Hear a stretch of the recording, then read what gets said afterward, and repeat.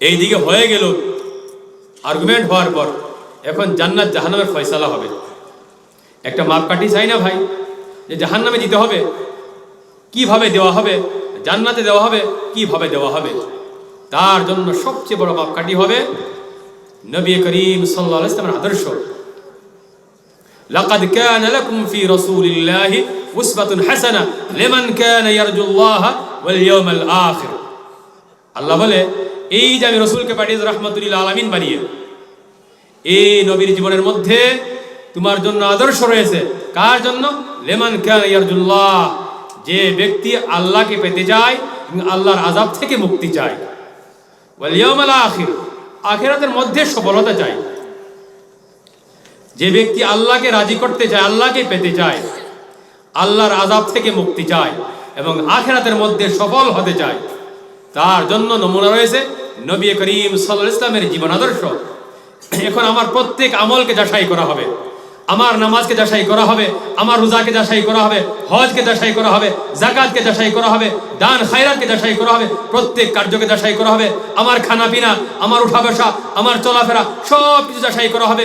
আমার নামাজ যদি নবীর নামাজের সাথে মিলে যায়, নবী বলে সাল্লু কামা রাআইতুমুনি উসাল্লু কামা রাআইতুমুনি উসাল্লি, নামাজ এভাবে বড় যেভাবে আমাকে নামাজ পড়তে দেখেছো, আমার নামাজ নবীর নামাজের সাথে মিলে যায়, আমার রুকু নবীর রুকুর মতো হয়, আমার সাজদা নবীর সাজদার মতো হয়, আমার কওমা নবীর কওমার মতো, আমার জলসা নবীর জলসার মতো, আমার নামাজ, আমার উঠা, আমার বসা, আমার চলাফেরা, আমার খানা পিনা, আমার লেবাস, সব কিছু কথাবার্তা, সব কর্ম, সব কাজ যদি নবীর কাজের সাথে মিলে যায়, আল্লাহ বলবে উলাইকা আসহাবুল ইয়ামিন, এদেরকে ডান হাতে এদের নামায় আমাল দিয়ে দাও।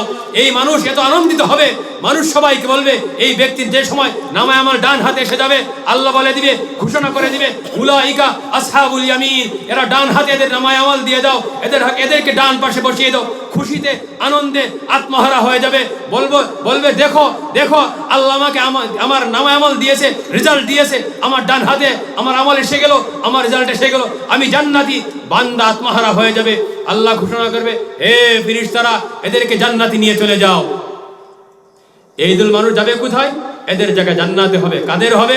যাদের নামাজ নবীর নামাজের মতো হবে, যাদের চলাফেরা, উঠা বসা, কথা বলা, সব কাজ নবীর কাজের মতো হবে, এদের জায়গায় জান্নাতে হবে। এবং আবার নামাজ নবীর নামাজের সাথে মিলানো হবে। নবীর নামাজ, নবী বলেছিল সল্লু কামা রাআইতুমুনি উসাল্লি, আমার রুকু নবীর রুকুর মতো নয়, আমার সাজদা নবীর সাজদার সাথে মেল খাই না, আমার নামাজ নবীর নামাজের সাথে মেল খাই না, রোজা নবীর মতো নয়, হজ নবীর মতো নয়, যাকাত নবীর মতো নয়, আমার কিছু আমল নবীর সাথে মেল খাই না। আল্লাহ বলবে উলাইকা আসহাবুশ শিমাল, এদেরকে ডান হাতে এদের বাম হাতে নামায় আমাল দিয়ে দাও, এদেরকে বাম দিকে বসে দাও এবং ফেরেশতাকে বলা হবে এদেরকে জাহান্নামে নিক্ষেপ করে দাও। ভাইয়ের আমার, যে সত্যিকার জান্নাত পেতে চায়, আখিরাতে আল্লাহর আযাব থেকে মুক্তি চায়, কি করতে হবে? নবীর আদর্শকে নিজের আদর্শ বানাতে হবে। আমার নামাজ, আমার রোজা, আমার হজ, আমার যাকাত সব কিছু নবীর কাজের মতো হতে হবে। নবুয়তের যে 23 বছরের জীবন রয়েছে, ওই জীবনকে যদি অধ্যয়ন করা যায়, তবে নবীর জীবনের সমষ্টি 2টি কাজের মধ্যে পাওয়া যায়। তার সারাংশ অ্যাবস্ট্রাক্ট কি হবে? 2টি বস্তু হবে। এক হবে নবীর আমল, অপর আমলের সাথে দোয়া। আমালে মাসনুনা, আযকারে মাসনুনা। যেমন আমল হলো জামা পরিধান করা, এর সাথে জামা পরিধান করার দোয়া। জামা পরিধান করার সময় ডান হাত প্রথম পড়তে হবে এবং এর সাথে দোয়া করতে হবে। মসজিদে গেলে আমার আমল, যাবার সময় ডান পা প্রথমে দিতে হবে, এরপর দোয়া পড়তে হবে। কাজের সাথে দোয়া থাকবে। যদি আমার কাজ দিয়ে মতো হয়ে যায়, তবে কি হবে? আমার প্রত্যেকটা কাজ নেক হবে। আর যখন সময় নেক হবে, তবে কি হবে? আমার বিনিময়ে আল্লাহ জান্নাত দিবে। করবো তো ইনশাআল্লাহ। আমি আমার আসল আয়াতের দিকে আসি। আমি বলেছিলাম যে সব মানুষ ব্যক্তিগত জীবনে, পারিবারিক জীবনে, সামাজিক জীবনে, জাতীয় জীবনের মধ্যে সবাই সমস্যায় জর্জরিত। এই সমস্যা উদ্ভব কেন হয় আর সমস্যার সমাধান কিভাবে পাওয়া যাবে, আমি কোরআনের 2টি আয়াত ব্যাখ্যা করে সংক্ষিপ্ত বয়ান শেষ করব। আমি আশা করি সবাই আমল করবে ইনশাআল্লাহ। আজকে সময়ের আহ্বান, সময়ের চাহিদা যে আল্লাহর কোরআনকে আঁকড়ায় ধরা, নবীর আদর্শকে নিজের আদর্শ বানানো। আমার আল্লাহ বলে মা আসাবাকুম মিন মুসিবাতিন ফাবিমা কাসাবাত আইদিকুম। আপনার সমস্যা হতে পারে, সমস্যা ব্যক্তিগত হতে পারে, সমস্যা পারিবারিক হতে পারে, জাতীয় হতে পারে, সামাজিক হতে পারে। আমি একজন ব্যক্তি, আমার ব্যক্তিগত বহু সমস্যা রয়েছে, যেসব বাড়িতে যাব, বিবি আছে, বাচ্চা আছে, বাবা আছে, মা আছে, একটা পরিবার আমার রয়েছে, পারিবারিক সমস্যা রয়েছে। বাড়ি থেকে বেরিয়ে আসার সাথে সাথে একটা সমাজ রয়েছে, এই সমাজে বিভিন্ন সমস্যা রয়েছে। সমাজ থেকে বেরিয়ে যাওয়ার সাথে সাথে আমার একটা জাতি রয়েছে, আমাদের জাতীয় সমস্যা রয়েছে। এই সব সমস্যার পিছনে আমার আল্লাহ বলে, মা আসাবাকুম মিন মুসিবা, যত সমস্যা হোক না কেন, সংকট হোক না কেন, বিপদ হোক না কেন, সব কিছুর পিছনে বিমা কাসাবাত আইদিকুম, তোমার হাতের ফল। এই সব কিছুর পিছনে আমার কর্ম। কর্ম কি আমার? আমি আল্লাহর বিধানকে ছেড়ে দিলাম, নবীর সুন্নতকে ছেড়ে দিলাম, যার দরুন মুসিবতের দরওয়াজা আল্লাহ খুলে দিল। আমার কর্মের দরুন আল্লাহ তাআলা বরকতের দরওয়াজা বন্ধ করে মুসিবতের দরওয়াজা খুলে দিল, যার দরুন ব্যক্তিগত জীবনে অশান্তি, সামাজিক জীবনে অশান্তি, জাতীয় জীবনে অশান্তি, আর পারিবারিক জীবন তো বলাই যায় না। যদি এই জীবনে শান্তি আনতে চাই, যে কোরআনের মধ্যে যদি অধ্যয়ন করা যায়, কোরআনকে যদি একটু মুতালা করা যায়, তবে সংক্ষিপ্ত কাজ কর, ছোট একটা কাজ করলে জীবনে শান্তি চলে আসবে ইনশাআল্লাহ। করবো তো সবাই ইনশাআল্লাহ। আমরা জীবনের মধ্যে দুইটি বস্তু, এক হলো ছেলে মেয়ে, অপর হলো ধন সম্পদ, তাই না ভাই? আপনাদের এলাকার বহু মানুষ আমি মদিনায় পেয়েছি, মক্কায় পেয়েছি, কাতারে পেয়েছি, কুয়েতে পেয়েছি। বহু মানুষের সাথে আমার দেখা হয়েছে, কাতার, কুয়েত, ওমানের মধ্যে। এই এলাকার মানুষ কেন যায়? বাড়ি ঘর সব ছেড়ে বিদেশ চলে গেল। কেন? টাকা আহরণ করতে, ধন উপার্জন করার জন্য না ভাই? এই ধন কেন? আমার ছেলে মেয়েকে প্রতিষ্ঠিত হবে, এস্টাবলিশ করা যাবে, ছেলে মেয়েকে মানুষ করার জন্য। আমার আল্লাহ বলে, একটি কাজ করব, তোমরা সবাই একটি কাজ করবে, আমি আল্লাহ তোমাকে ধন দিব, তোমার ছেলে মেয়েকে মানুষ করে দিব। করবো তো ইনশাআল্লাহ। আর এই কাজ করলে কি হবে? এই যে আমার ব্যক্তিগত জীবনের সমস্যা, পারিবারিক জীবনের সমস্যা, জাতীয় জীবনের সমস্যা, সব সমস্যা থেকে সমাধানের রাস্তা বেরিয়ে আসবে। কাজ কি করতে হবে? প্রথম হলো 5 ওয়াক্ত নামাজ কায়েম করতে হবে। করবো তো ইনশাআল্লাহ। এরপর 5 ওয়াক্ত নামাজ কায়েম করার পর তওবা করে নিতে হবে। তওবা কোনো পাহাড়ের নাম নয়। তওবার মধ্যে মেনলি 3টি বস্তু। এক হলো আইয়াকলা আনিল মাসিয়া, প্রথম কাজ হবে গুনাহটা ছেড়ে দিতে হবে। কেউ মদ পান করে, সে আজকে থেকে মদ পান ছেড়ে দিবে। কেউ সুদ খায়, আজকে থেকে সুদের কাজ ছেড়ে দিবে। কেউ ঘুষ খায়, ঘুষের কাজ ছেড়ে দিবে। কিন্তু মানুষের হক, সুদ আর ঘুষের তওবার প্রক্রিয়া আলাদা। গুনাহ ছেড়ে দিবে, 1 নম্বর কাজ। দ্বিতীয় কাজ হলো আইয়ান্দামা আলাইহা, এই যে আল্লাহ আমাকে, আমার বয়স 45-46 বছর বয়সের মধ্যে আমি যত গুনাহ করেছি, বালিগ হওয়ার পর থেকে প্রায় 25 বছর 30 বছর যাবত যে গুনাহ করেছি, এই গুনার উপর লজ্জিত হওয়া, নিজের চক্ষু থেকে আল্লাহর ভয়ে লজ্জিত হয়ে অশ্রুসিক্ত নয়নে আল্লাহর কাছে মাগফিরাত তলব করা।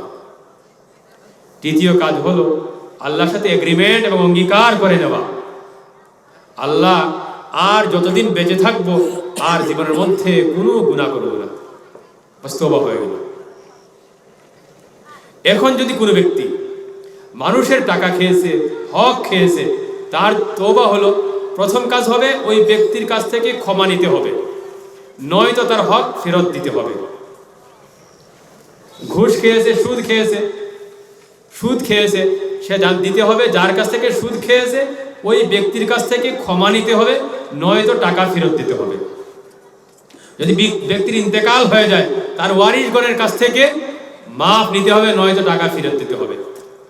একটি কাজ হয়ে গেল। আল্লাহর কি করবে না? কিয়ামতের দিন আর প্রশ্ন করবে না, সুদের আর প্রশ্ন হবে না। দুনিয়ায় মামলা সব হয়ে গেল, সাফ হওয়ার সাথে সাথে আল্লাহর কাছেও মুআমালা সাফ। কিন্তু একটি কাজ বাকি থাকবে। আল্লাহ যে সুদ খাওয়ার জন্য মানা করেছে, নিষেধ করেছিল, সেই নিষেধকে অবমাননা করেছে, এর জন্য তাকে তওবা করতে হবে। যে আল্লাহ, তুমি সুদ খাওয়ার জন্য নিষেধ করেছিলে, আমি তা করেছি। বান্দার কি হবে? তওবা হয়ে গেল। আর আমার আল্লাহ বলে, আল্লাহ এত দয়াবান, এত দয়াবান, আল্লাহর দয়া অপরিসীম দয়া। আমি যে সময় কোনো সময় ভাবি আল্লাহ তো আমাকে মুক্তি দিবে না, আমাকে জাহান্নামে জ্বালিয়ে দিবে, ওই সময় আমি কয়েকটা আয়াত পড়ি, ওয়া ইবাদুর রহমানিল্লাযীনা ইয়ামশুনা আলাল আরদি হাওনা ওয়া ইযা খাতাবাহুল জাহিলুনা ক্বালু সালামা। এর থেকে শুরু করে আগে আল্লাহ বলে, ইল্লাল্লাযীনা আমানু ওয়া আমিলুস ইল্লা মান তাবা ওয়া আমানা ওয়া আমিলা সালিহান ফাউলাইকা ইউবাদদিলুল্লাহু সাইয়্যাতিহিম হাসানাত ওয়া কানা আল্লাহু গফুরুর রহিমা।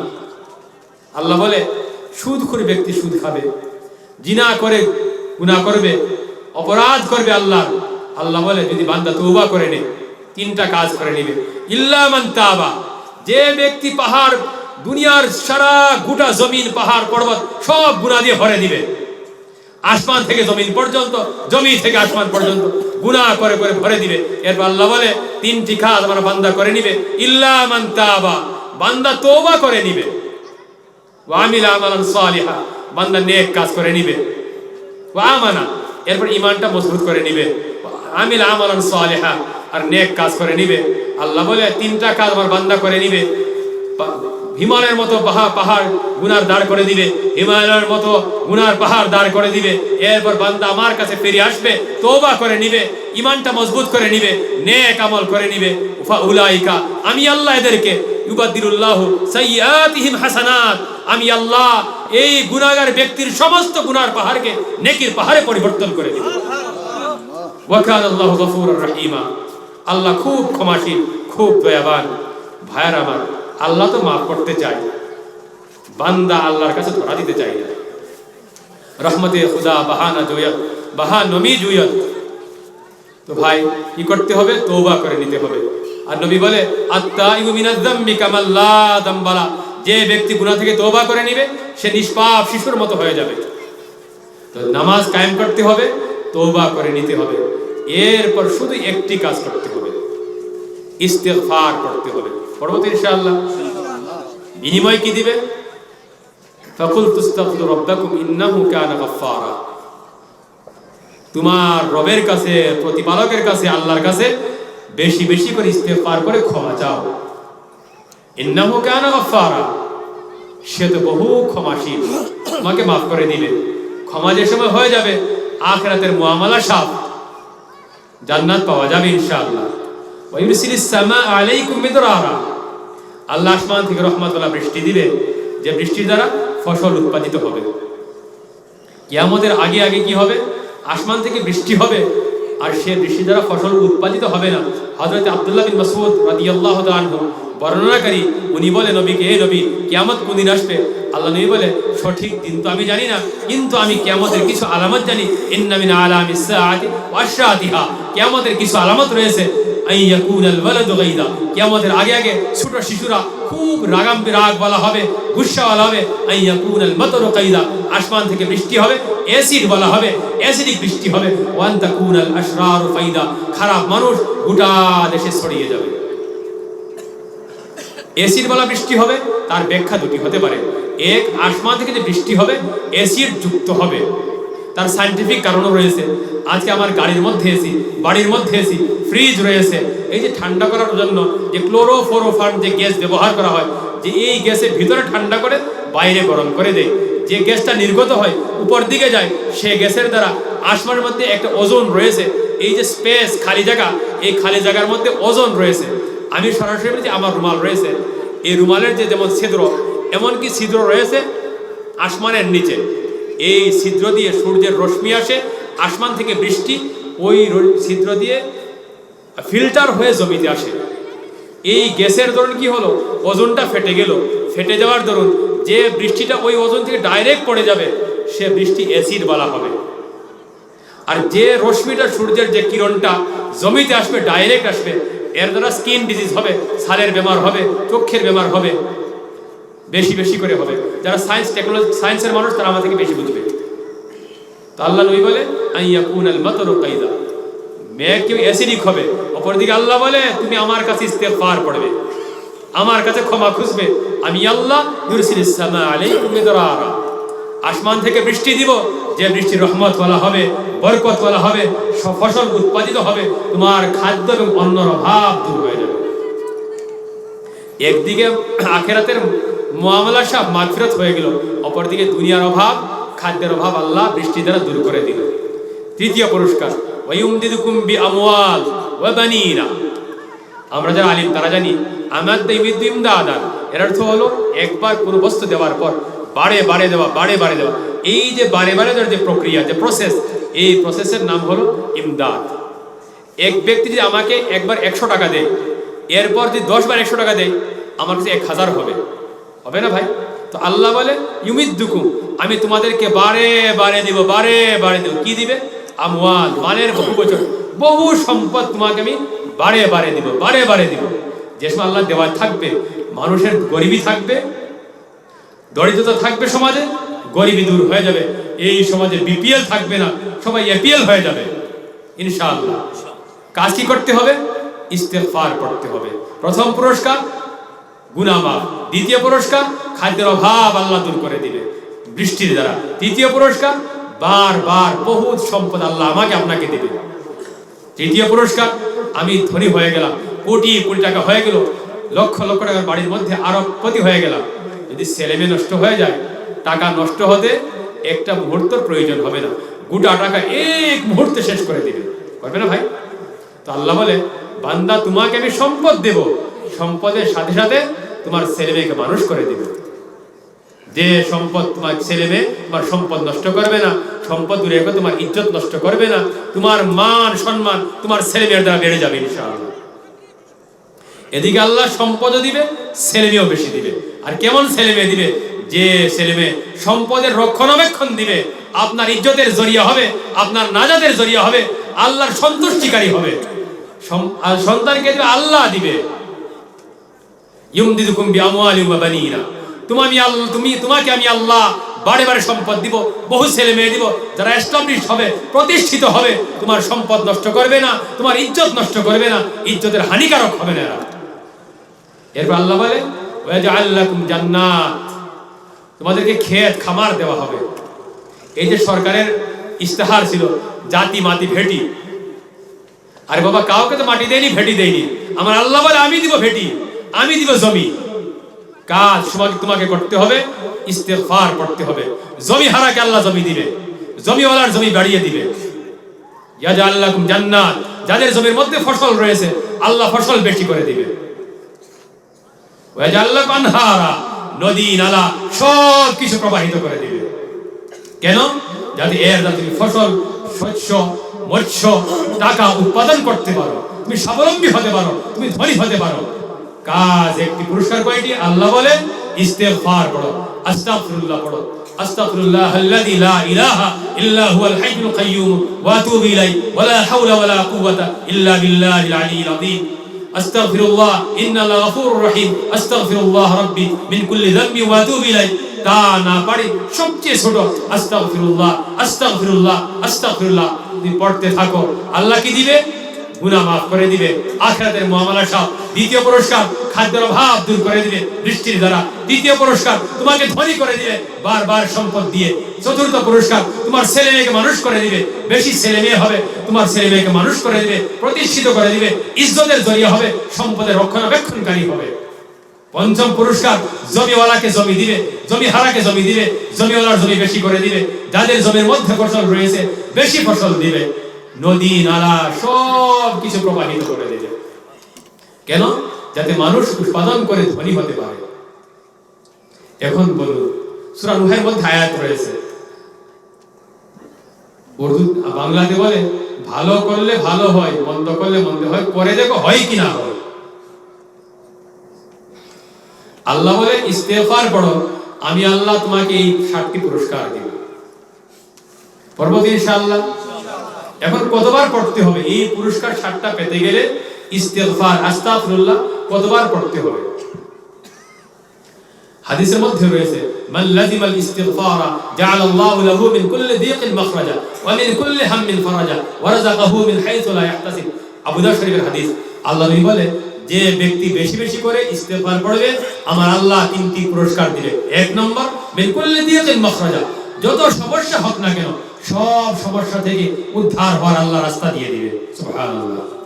দ্বিতীয় পুরস্কার, এই সমস্যা এবং এই বিপদের জন্য যে টেনশন থাকে, মাথায় চিন্তা থাকে, আল্লাহ সে চিন্তা দূর করে দিবে। সুবহানাল্লাহ। তৃতীয় পুরস্কার ওয়ারাযাকাহু মিন হাইথু লা ইয়াহতাসিব, এমন জায়গা থেকে রুজি দিবে বান্দা কল্পনাও করতে পারবে না যে সে জায়গা থেকে রুজি পাবে। এই হাদিসের ব্যাখ্যার মধ্যে বেশি বেশি ইস্তেগফার সংখ্যা বলেছে অপরিসীম। বেশি সংখ্যা হতে পারে না, কিন্তু কতটুকু করলে বেশি হবে মুহাদ্দিসিনে কেরাম লিখেছে যদি কোনো ব্যক্তি প্রত্যেক দিন 300 বার করে ইস্তেগফার পড়ে নেয়, আল্লাহ তাআলা তার দপ্তরের মধ্যে লিখে দিবে সে ব্যক্তি বেশি ইস্তেগফার পড়নে वाला। তো আমরা 300 থেকে 1000 পড়ব ইনশাআল্লাহ। ইস্তেগফারের আরেকটা সবচেয়ে বড় উপকার মনে হয় 7 পারার মধ্যে রয়েছে, ওয়ামা কানাল্লাহু লিয়ুআযযিবাহুম ওয়া আনতা ফীহিম ওয়ামা কানাল্লাহু মুআযযিবাহুম ওয়া হুম ইস্তাগফিরুন। আল্লাহ বলে, হে নবী, যে সম্প্রদায়ের মধ্যে আপনি আছেন আমি ওই সম্প্রদায়কে আযাব দিয়ে ধ্বংস করব না। আয়াতটা মনে হয় মক্কার মধ্যে নাযিল হয়েছিল, কুফফারদের উপর আযাব আসেনি। কেন আযাব দেয়নি মক্কার কাফিরদেরকে? কেন নবী করিম সাল্লাল্লাহু আলাইহি ওয়াসাল্লাম স্বয়ং এদের মধ্যে ছিল। আল্লাহ বলে, নবী আপনি যাদের মধ্যে রয়েছেন আমি এদেরকে আযাব দিয়ে ধ্বংস করব না। সে কাফির হতে পারে, আমি একে আযাব দিব না। কেন? আপনার বরকতে। আমি আপনাকে ওমা আরসালনাকা ইল্লা রাহমাতাল লিল আলামিন, আমি আপনাকে দুনিয়ায় পাঠিয়েছি রহমত বানিয়ে, জাহমত বানিয়ে নয়, আযাবের জন্য নয়। নবী এসেছে রহমত নিয়ে। তো রহমত আমার জন্য, রহমত কাফিরের জন্য, রহমত গোটা জাহানের জন্য, গাছপালার জন্য, নদ নদীর জন্য, গোটা জড় জীব সবার জন্য। এখন তো নবী নেই, আর আমার যে কর্ম আযাব আসতে পারে। আল্লাহ উম্মতের জন্য বলে যেদিন নবী থাকবে না আযাবের দরওয়াজা খুলে যাবে, মুসিবতের দরওয়াজা খুলে যাবে। ওয়ামা কানাল্লাহু মুআযযিবাহুম ওয়া হুম ইস্তাগফিরুন। আল্লাহ ওই সম্প্রদায়কে, ওই জাতিকে আযাব দিয়ে ধ্বংস করবে না যে জাতি কি করবে? ইস্তেগফার করবে। যদি এক বাড়ির মধ্যে যদি 5টা মেম্বার হয়, যদি 1000 করে যদি আমরা ইস্তেগফারের আমল শুরু করে দেই, এই বাড়ি থেকে মুসিবতের দরওয়াজা বন্ধ হয়ে যাবে। আল্লাহর ওয়াদা। বাড়ির মধ্যে ধন সম্পদের দরওয়াজা খুলে যাবে, আল্লাহর ওয়াদা। ছেলে মেয়ে ঠিক হয়ে যাবে, আল্লাহর ওয়াদা। সমস্যা দূর হয়ে গেল, মুসিবত বন্ধ হয়ে গেল। বরকত আসতে হবে না ভাই? যে জায়গায় মুসিবত আসে এই জায়গা থেকে বরকত চলে যায়। যে সময় মুসিবতের দরওয়াজা ইস্তেগফারটা বন্ধ করে দিলাম, আস্তাগফিরুল্লাহ পড়ে পড়ে তওবা তিল্লা করে তো মুসিবতের দরওয়াজা বন্ধ করে দিলাম। এখন আমাকে খুলতে হবে রহমতের দরওয়াজা, বরকতের দরওয়াজা। ওই দরওয়াজা কিভাবে খুলবো? আমার নবী বলে, মান সাল্লা আলাইয়া ওয়াহিদাতান সাল্লাল্লাহু আলাইহি আশারা। যে ব্যক্তি আমার উপর একবার দুরূদ পড়ে দিবে, আমি আল্লাহ, আমার আল্লাহ এর উপর 10টি রহমত নাযিল করবে। এখন যদি আমি বাড়ির মধ্যে আমরা সবাই মিলে যদি 100 বার করে দুরূদ পড়ে দিই, বাড়ির 5টা মানুষে 500 বার দুরূদ পড়ে নিব, কি হবে? 5 10 5000 রহমত আমার বাড়ির মধ্যে প্রত্যেকদিন ঢুকবে। মাসে 1.5 লক্ষ ঢুকবে, বছরে 18 লক্ষ রহমত আসবে। যে সময় এক বাড়ির মধ্যে এক বছরে 18 লক্ষ, এক মাসে 1.5 লক্ষ, এক দিনে 5000 রহমত আসবে, ওই বাড়ির মধ্যে কি মুসিবত থাকতে পারে? এই ব্যক্তির জীবনে থাকতে পারে? ওই বাড়ি থাকবে না, ব্যক্তির ভিতরে থাকবে না, ওই সমাজে থাকবে। সমাজ থেকে মুসিবত সরে যাবে, সমাজে রহমত আসবে, বাড়িতে আসবে, ব্যক্তির জীবনে আসবে। আর যদি গোটা সামগ্রিকভাবে জাতি আমল শুরু করে দেয়, জাতীয় জীবনের মধ্যেও রহমত বরকত চলে আসবে। আল্লাহ আমাকে বলা, আপনাকে শোনা থেকে বেশি আমল করার তৌফিক দান করো। আমাইল বালা।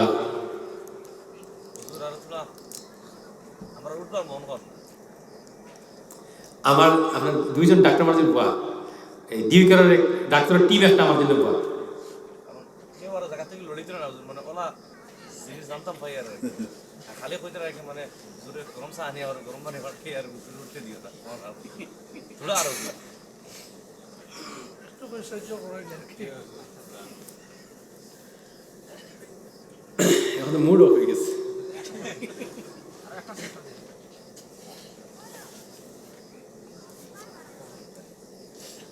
আমি তুই একটা কারগুজারি করি নাকি তা?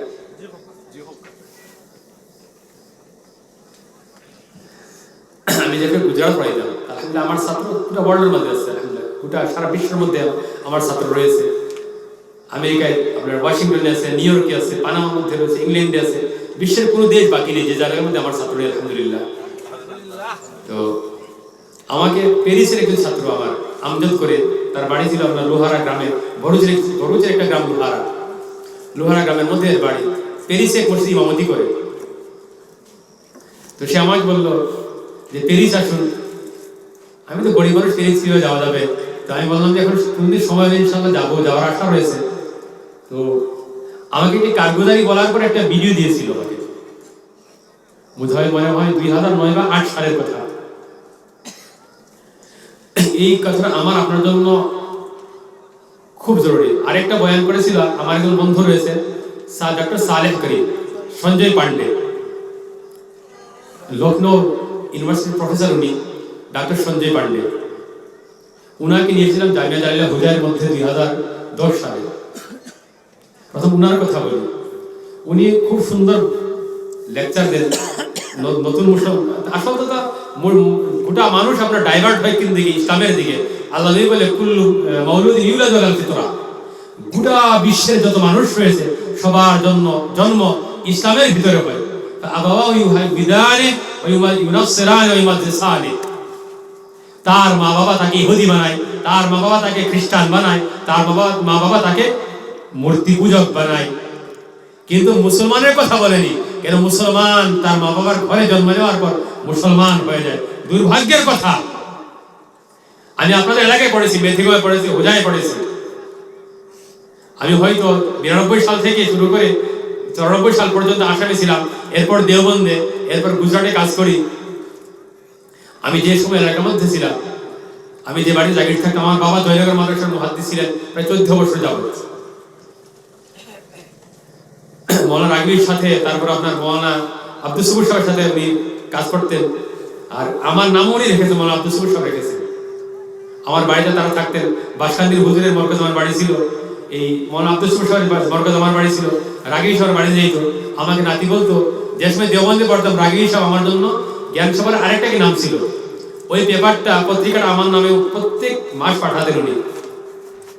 আর আমার যে রুমের মধ্যে উনি গিয়েছেন, দাওয়াত খেয়েছেন আলহামদুলিল্লাহ। ওই সময় এমএলএ ছিলেন, ওটা আলাদা কথা। তো আমি এলাকার মধ্যে ছিলাম ওই সময়।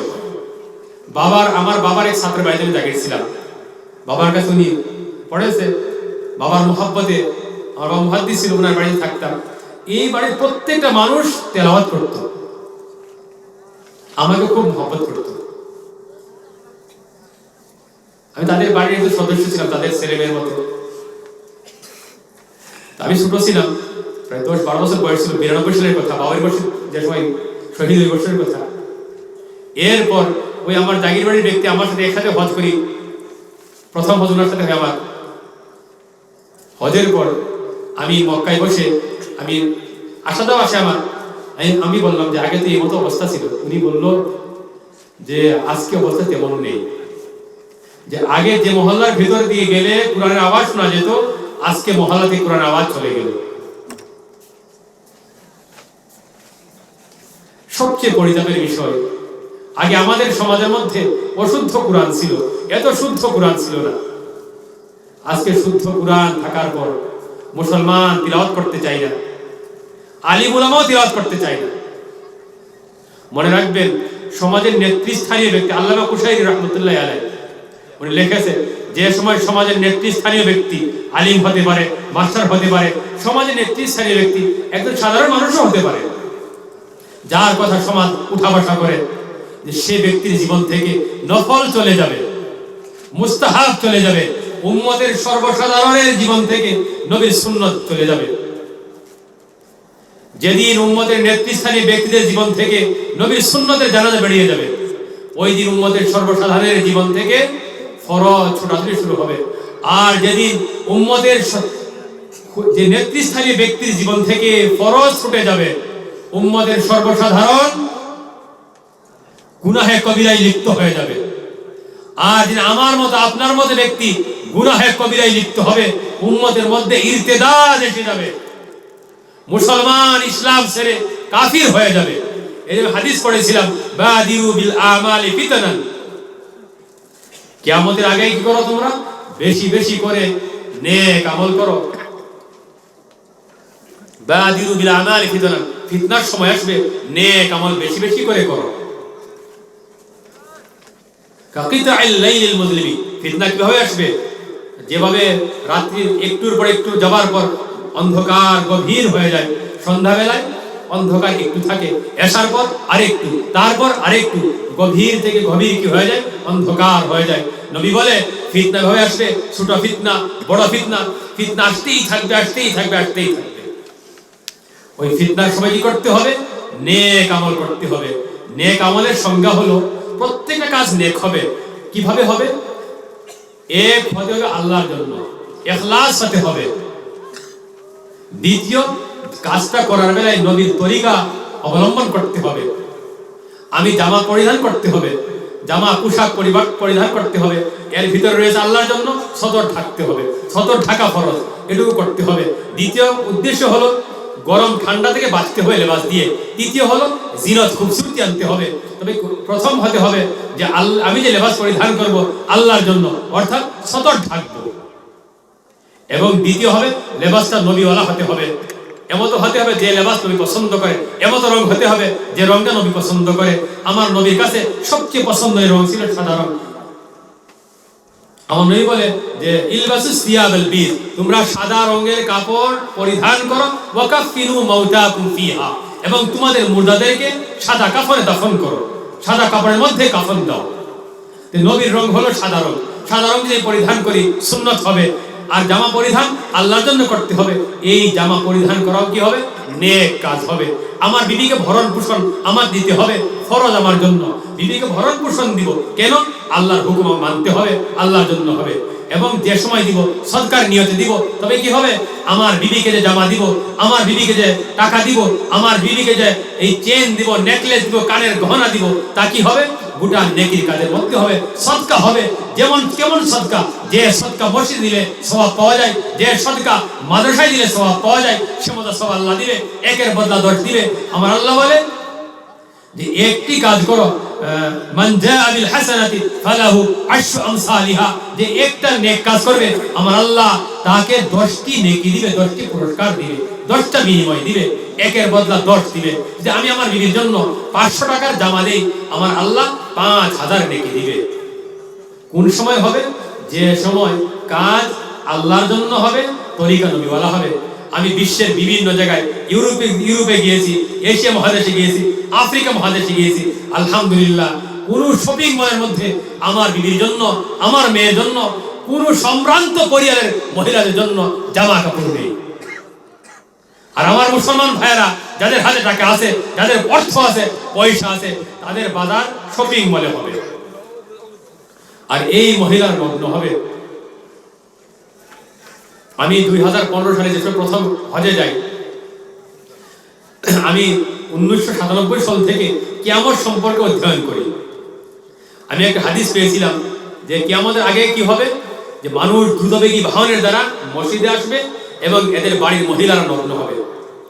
তো আর কিয়ামতের আলামতগুলি দুই ধরনের হবে। এক হবে আরবের সাথে রিলেটেড হবে, আর অপরটা আমাদের সাথে হবে। আমাদের সাথে কমজোর আলামত হবে। এই যে মার কাট ফাসাদ, এর সব কিছু আরবের সাথে হবে। এই সিরিয়ার মধ্যে আমি এক সিরিয়ার ঘটনা বলি। ঘটনাক্রমে আমি জালালউদ্দিন রুমি আলাইহির রহমা আর Shams Tabriz, Hazrat Maulana Jalaluddin Rumi, উনি তো আমাদের সিলসিলার পীর। আমি ওনার মাজারে গিয়েছিলাম পূর্ণিয়ার মধ্যে। আর ওনার মাজার জিয়ারত করে আমি গিয়েছি শামস তাবরিজের মাজারের মধ্যে। তো মাজার জিয়ারত করে এসে মাগরিবের সময় জুন মাস আমি এক জায়গায় বসে রয়েছি ওনার মধ্যে। আমরা 22 জন আলিম উলামা ছিলাম। আমার এক বন্ধু বোম্বে, উনি বহু লক্ষ টাকা, কয়েক লক্ষ ডলার নিয়ে গেছে আমরা সবাই, যে সিরিয়ার যে আপনার শরণার্থীদেরকে দেওয়া হবে। আর সিরিয়ার মধ্যে সব মানুষ নবীর সন্তানেরা। একটা 26 বছর বয়সের মহিলা, তার 60টি সন্তান আমাদের সম্মুখ দিয়ে গেল। আমাদের গায়ে পরনে জুব্বা, আর ওই দেশের মানুষের পরনে প্যান্ট শার্ট কোট থাকে, এমন লেবাস থাকে না। ওই মহিলাটা আমাদের সামনে গেল। বড় ছেলেটা 11 বছর বয়স, তার নাম হুজাইমা। আমি একদম পেছনে বসা, আমি বসে আমার মামুনাদের মধ্যে বসা, আর আমার সাথে আমার শেখের খলিফা মৌলানা রফিক সাহেব উনি বসা। আমরা এখানে থাকি। তো রফিক সাহেব উনি জিকিরের মধ্যে বসা, আমি আমার তসবির মধ্যে বসা। তো এই মহিলাটা যাওয়ার পর সে বহু দূরে গিয়ে প্রায় 1 কিলোমিটার যাবৎ আপনার চবুতরা, একদিকে মহিলাটা বসে তার ছেলেকে পাঠিয়ে দিল। ছেলে সবার হাতে মুসাফা করে চুমা খেয়ে খেয়ে একদম আমার পাশে আসে। আরবিতে বললো যে আমি বললাম মা মাসবুকা। সে বলল আনা ইসমে হুজাইমা। আমি জিজ্ঞাসা করলাম আনতা মিন ফিলিস্তিন আম মিন সিরিয়া, কানাসুরি। এরপর ছেলেটা বলল, হাতটা এমনি বায় হাতটা বুকে দিয়ে বলল, আম্মি বুয়া শহীদ আনা ইয়াতীম আল্লাহ না ইয়াতীম। আমার বুকটা ফেটে গেল ছেলের কথা শুনে। আরবি ভাষা যারা আরবে গেছেন, এদের ভাষা এত সুন্দর, এত তৃপ্তিওয়ালা, যে ভাষা আল্লাহ কুরআন নাযিল করেছে, যে ভাষা নবী বলেছে, যে ভাষা জান্নাতের ভাষা হবে, আখিরাতের ভাষা হবে, সেই ভাষায় ছেলে হাতটা বুকে রেখে বলে, আম্মি বুয়া শহীদ আনা ইয়াতীম আল্লাহ না ইয়াতীম। আমি বললাম, তোমার ভাই বোন? আমরা 7 জন, বড়কে আমি। বললাম, কেন এসেছো? বলে, আমার মা বলেছে ওই যে কয়েকটা মানুষ বসা ফিরিস্তা সিফত, এদের কাছ থেকে 2 দিন দোয়া নিয়ে এসো এবং তোমার বাবার জন্য দোয়া করতে বলো। আমি ছেলেটাকে হাতে ধরে তার মার পাশে গেলাম। বয়স মনে হয় 26 বা 27 বছরের চেয়ে বেশি হবে না। 4টি ছেলে, এদের জমজ সন্তান, 2টি সন্তান, একটা ধাক্কা দেওয়া চেয়ারে, 2টি উপরে 2টি নিচে, ছোট সন্তান 2টি। আমি যেছিলাম, আপনার বাড়ি? বলে, আমি সিরিয়া থেকে এসেছি। মহিলা বললো যে আমার স্বামী আমি মাত্র সদ্য ইদ্যত থেকে বেরিয়ে এসেছি। বলো, আপনার গুজারা? বলে, আমার স্বামী আমেরিকান বোমে শহীদ হয়ে যায়, এরপর ইদ্যত থেকে আমি ইদ্যত কোন জায়গায় কাটাবো, আমি জানের ভয়ে পালিয়ে এসেছি সিরিয়ার মধ্যে, তুরস্কে চলে এসেছি ওরফার মধ্যে, আর এই সদ্য আমি ইদ্যত থেকে বেরিয়ে এসেছি। বলে, উপরে আমার আল্লাহর আসমান, নিচে আল্লাহর জমিন, আর যা কিছু মানুষই তা।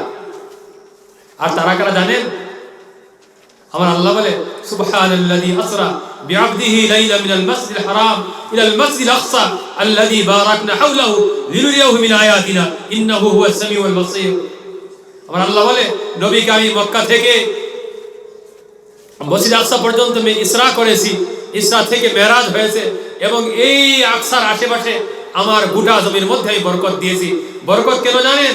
এই জায়গার মধ্যে হাজার হাজার আম্বিয়া এসেছে, আর গোটা সিরিয়ার মানুষ নবীর সন্তান।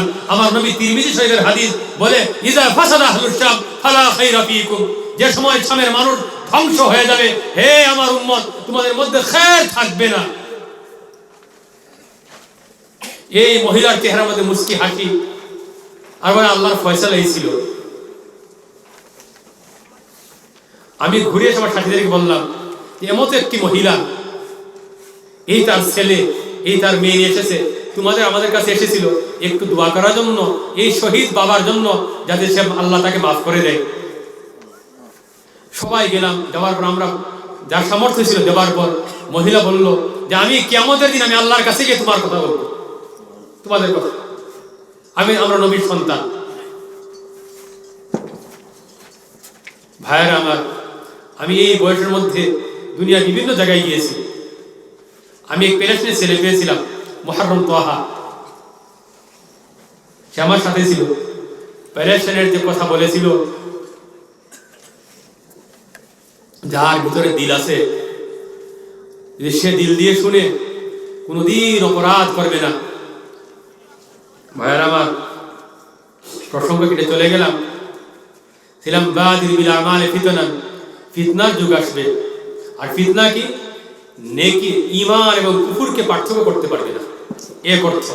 অপর অর্থ, ফাসাদ হবে, মারকাট হবে, দাঙ্গা হবে, সে চলতেছে, এটাও ফিতনা। অপর ব্যাখ্যা হলো, মানুষ এমন স্টেজে যাবে যে সামনে একদিকে কুফর হবে, অপর দিকে কি হবে? ঈমান হবে। এই মানুষ পার্থক্য করতে পারবে না কোনটা কুফর কোনটা ঈমান, কনফিউশনে পড়ে যাবে। নবী বলে, ওই ব্যক্তি কনফিউশন থেকে বেঁচে যাবে যার ভিতরে নেক আমল রয়েছে। এত নবী বলে, বাদিরু বিল আমালি ফিতনান। এর জন্য নবী বলে, বাদিরু বিল আমালি ফিতনান, যেসব ফিতনার সময় হবে, খুব নেক কাজের দিকে ছুটাছুটি করে নেক কাজ করো। আর নেক কাজ হলো আল্লাহর জন্য এবং নবীর তরিকার মধ্যে করা। ফিতনা একের পর এক আসতে থাকবে। কিভাবে আসবে? ইউসবিহুর রাজুলু মুমিনান, সকালবেলা একটা মানুষ ইমানের হালাতে উঠবে। ইউমসি কাফিরান, বিকাল আসার আগে আগে সে কাফির হয়ে যাবে। ইউমসি মুমিনান, বিকাল বেলা সে ইমানের হালাতে ঘরে ঢুকবে, সকাল হওয়ার আগে আগে কাফিরান, সে কাফির হয়ে যাবে। কেন হবে? ইয়াবিউ দীনাহু বিআরাদিন মিনাদ দুনিয়া, দুনিয়ার জন্য ইমানকে বিক্রি করে দিবে।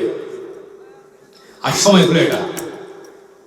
আজকে যে সময় আপনি আছি, এই সময় হলো ইমান বিক্রির সময়। আজ মুসলমান যদি ইমান বিক্রি করে দেয়, দুনিয়ার বিনিময়ে।